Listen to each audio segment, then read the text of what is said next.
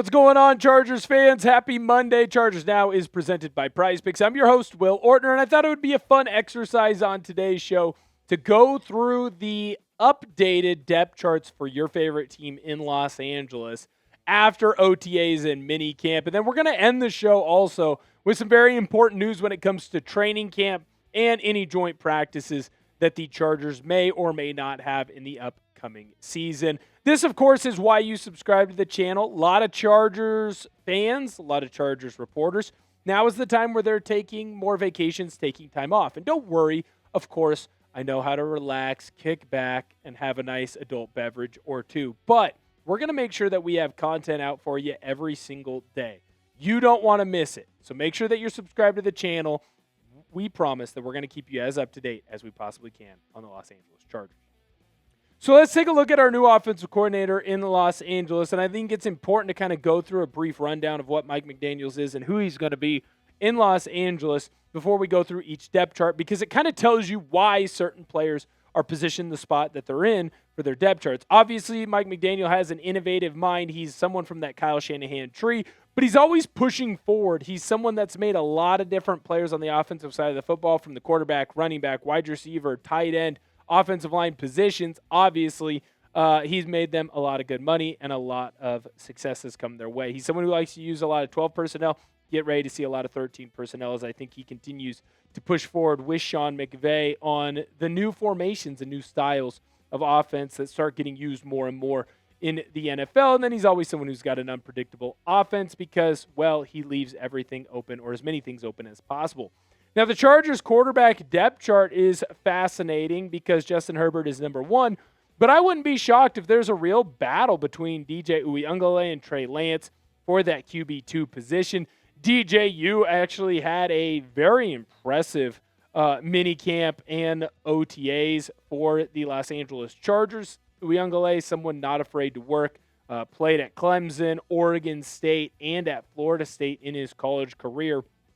So he's someone that has had to pick up a lot of offenses, and he can do it very fast. Now, I will say this. I certainly think that Justin Herbert has an MVP season loading because I just think that Mike McDaniel is going to set him up for a lot of success. We're seeing him train a lot differently than we've ever seen him train before, and I think that that can be a good thing, right? The definition of insanity is doing the same thing over and over and over and over and over again and expecting a different result. So let's change some things up. Justin Herbert has been good.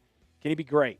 When we look at the running back room, man, this is a very deep and talented crew. Omarion Hampton, obviously the hope is that he'll be able to stay a little bit more healthy this upcoming year than he did his rookie season. Keaton Mitchell, he's the new gadget player, new guy that was brought in with his speed, very explosive, a player that at any moment can get gone. And then, of course, Kimani Vidal is going to be there for this Chargers team, at least right now. I can't wait to watch this group, because it certainly feels like wherever McDaniel ends up going, the running back room all of a sudden takes a big, gigantic step forward. I mean, Raheem Mostert ended up becoming a very important and key piece for his teams once when he was obviously in San Francisco. So I certainly think that there are a bunch of players in this crew that can end up taking a gigantic step forward. And I'm very excited to see what this group has to offer this Chargers team. Let me know down below in the comment section, which position group do you think is the weakest right now for the Chargers? Interested in hearing what your opinion is there. Hopefully going to figure out what crew you think is the weakest but could end up improving in the long run. Then we're going to take a look at this Chargers wide receiver depth chart. Not saying that they are the weakest, just definitely a crew that's interesting to look at. Obviously, Quentin Johnston, he's had a very successful OTAs and minicamp. Lad McConkey, someone that is continuing to push forward in his rehab process, dealing with that injury that he had to his lower half. I think that this group is going to improve a ton from last year, and I think that's just because the offense is going to be a lot less predictable. So that's something that is important, and I certainly am excited to see what this crew can do.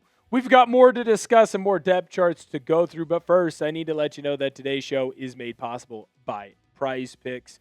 Prize Picks is America's #1 sports picks app and is the best place to win cash while watching sports. With the baseball season in full swing, there's no better time to cash in with our friends at Prize Picks. And I'll tell you this, the app is really easy to use. To qualify for a Prize Picks lineup, pick 2 to 6 players and select more or less on stat projections, including hits, home runs, and strikeouts. One thing I love is the new social feeds feature where you can share prize picks with your friends and copy lineups with a single click. You can actually follow me on the app at BigWill7774 to see all of my lineups. I have a lineup for the football action going on later on this year. Justin Herbert, more on his pass yards. Quentin Johnston, more on his receiving TDs. Rashid Shaheed, more on his receiving yards. New user offer. Download the Prize Picks app today. Use code HMA when you play your first $5 lineup to receive $50 in lineups. That's code HMA when you play your first $5 lineup to get an extra $50 in lineups with Prize Picks. Clickable link to download the app is in the comments and description.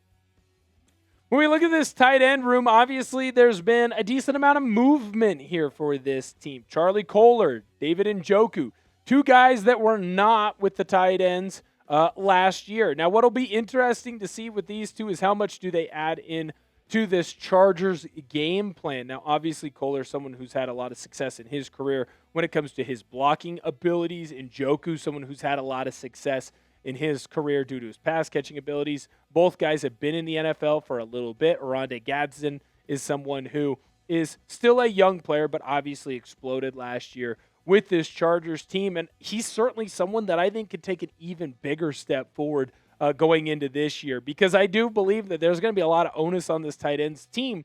If they're able to stay healthy, especially the big three in that front crew, it certainly feels like Mike McDaniel is going to be able to run his offense the way that he wants to. And as you're starting to see more and more teams in two high defenses and lighter boxes, those tight ends become a matchup nightmare because teams have to make a decision. Do they want to have that third linebacker or that guy who's covering in the slot be someone that is big enough to cover a tight end and handle him in run blocking, but not fast enough to run with him in the pass catching game? Or do they want someone that's a little bit smaller but might not add in as well in the run game? You're seeing a shift right now in NFL offenses, and the Chargers are at the forefront of that.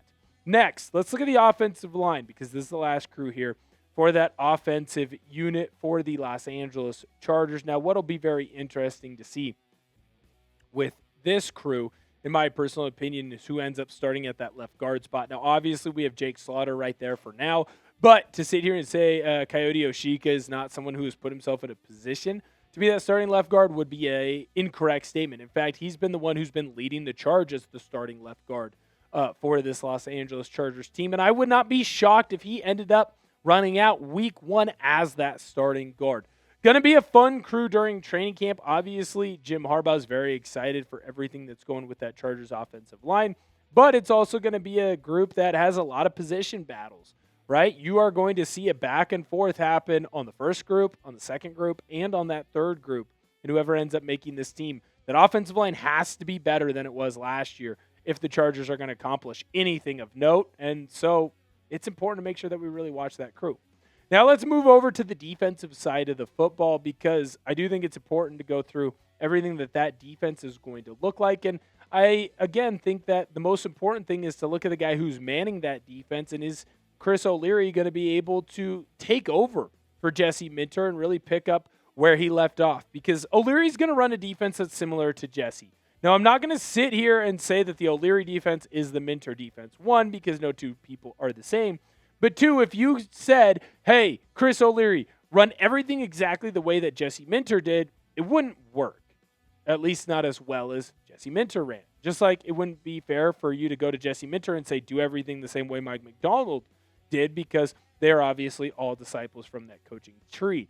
Now, I was able at the Super Bowl to speak with Cam Hart, obviously fantastic cornerback for this team. He said that a lot of the players love Coach O'Leary, and that seems pretty clear from everything that I've seen through OTAs and minicamp, and there were a lot of positives that came out about that defense. Now, when we look at the defensive line crew, I certainly think that this group is one that a lot of Chargers fans were hoping there would be maybe a bigger splash or bigger moves made, but Jamari Caldwell, Dalvin Tomlinson, and Tier Tart, they're very, very good, right? They are very strong. Tomlinson, someone who's been in the National Football League for quite a while. Tart, someone who was able to get a contract extension. I think that this group is sneaky strong, and it's a crew that I think can have a really big explosion this year. Now, are any of them really going to light the world on fire where you're like, oh my goodness, it's this guy and then everyone else?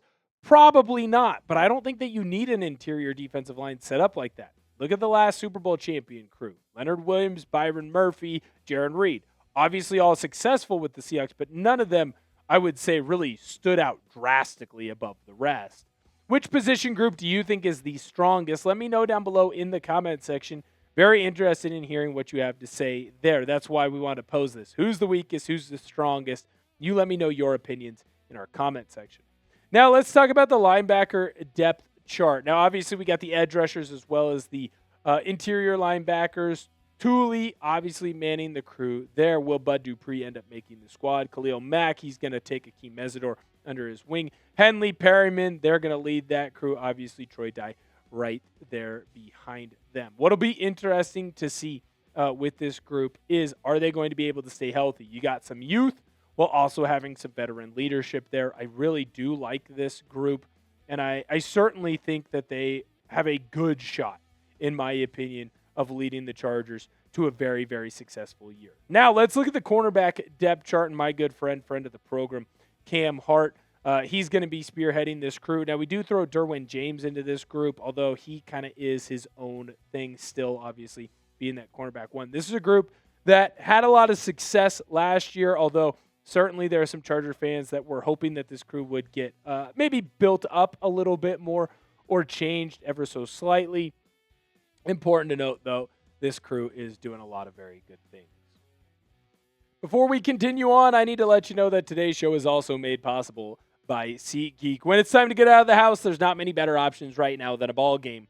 And with SeatGeek being MLB's official ticket marketplace, your tickets are fully guaranteed and instantly fulfilled in your account after purchase. Now, you know me, I like to mess around online, especially on SeatGeek when I'm looking for Chargers tickets. And I thought it would be fun to take a look at the Chargers' first game against the Cardinals. Now, I thought it'd be fun to look for the green dots because that means I'm getting the best deal possible. And you know I want to be as close to the end zone to see as many touchdowns as I can. Whether it's a Chargers game with a special lady friend or a Co-Wetzel concert with the boys, SeatGeek has your back. Each ticket is rated on a scale of 1 to 10, so you know you're getting a good deal. So look for the green dots. Green means good. Red means bad. And of course, I have a code for you guys. You can use code CHAT10 for 10% off your next set of tickets at SeatGeek. That's 10% off any tickets with the promo code CHAT10. Make sure you click the link in the description to download the app and have the code automatically added to your account so you can use it later. Thank you, SeatGeek. That DB crew did really well during OTAs and minicamp. Again, it is a group that you're not going to sit here and say, wow, there's a bunch of guys that are going to be the next highest paid cornerback. But it is a crew that is strong, solid. They make a lot of plays. And then Derwin James, well, there's a reason why he just got paid a lot of money. He is the guy that does stick out, I guess I should say. But again, he falls into his own category. He's a unicorn in this situation.